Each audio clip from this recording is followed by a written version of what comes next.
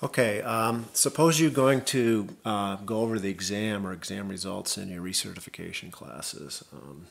And you've had your candidates take the exam online, or some of them have, or all of them have at moodle.montanaref.org. You can use that site to look at statistics statewide, or look at help students with individual questions.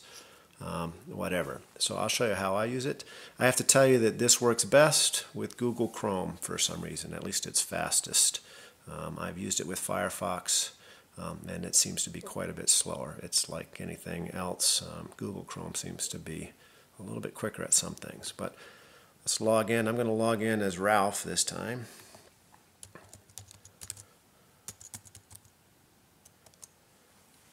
So it looks the same. So you log into the website, click on the course that has the exam.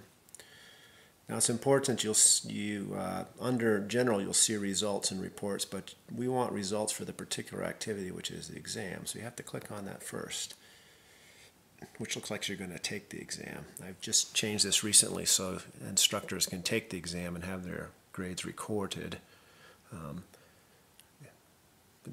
Some people really wanted this request, so I did that. So if you click on that, it looks like you're going to attempt the quiz now. But if you go now over here under navigation and under results, under the pull down menu for results, you can look at grades for individuals, etc.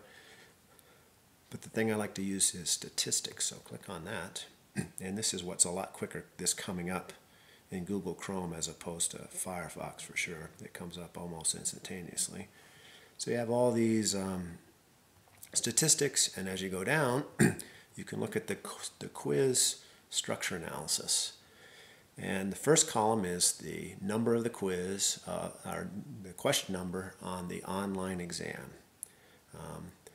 And this indicates it's a multiple choice question.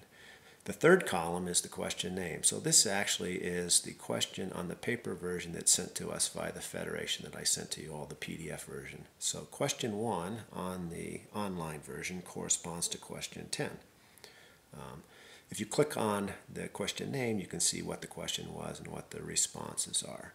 What I usually do is look over here. The facility index is basically the percentage of people who got the correct answer. So I scroll down and find, say, the top 10 or 15 that most people had trouble with.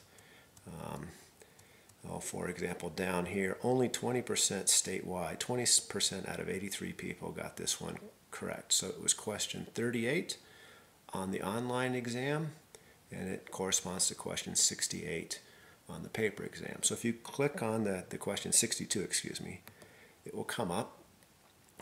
It will tell you it's a multiple choice, and right here's the question. I usually get this going up on the overhead projector, and it says assume that you stop play for the incident described. Indicate the correct restart. The keeper collects the ball from an opponent's throw-in, dribbles the ball into the penalty area, and then picks up the ball and throws it in downfield. So I would ask the class what is the correct restart. And there's confusion on this question because basically there's no infraction by the keeper, but you stop play, so the referee stopped play, so it's essentially an inadvertent whistle. So you have to restart with a drop ball. So down here you see actually an analysis of the response from these 83 some odd people who took it.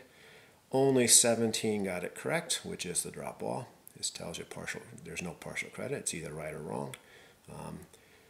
67% thought it should be an indirect free kick. There might have been some confusion with maybe National Federation of High School rules or something else, but the correct answer, the correct response is the drop ball. So you can show this to them after you discuss it, keep it scrolled up, scroll down and see what the correct answers are.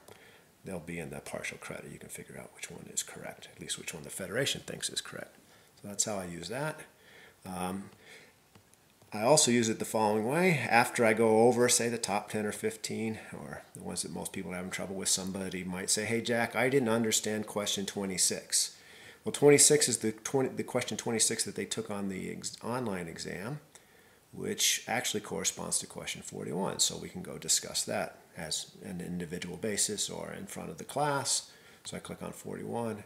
It does the same thing. It opens up and you see, you stop player for a foul against Team A.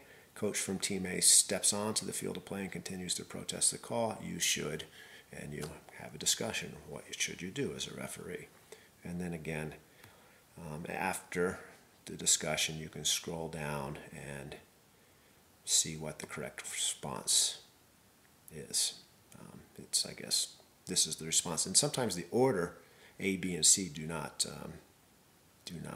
correspond, but this is what you do. Anyway, that's how I use it. It's pretty simple. You can look at what an individual did if you would like. There's a grade analysis here that's slightly different. It's in alphabetical order. And you can see, for example, every single question. Dean Moore, you got question 1 correct, question 2 correct, missed question 3. So you could, if you have time, go over with an individual how they did on an exam all the way across all 100 questions and see what they did on these guys. Anyway, that's how I use it. It's pretty straightforward. If you have any questions, just contact me via email and I can help you, I think.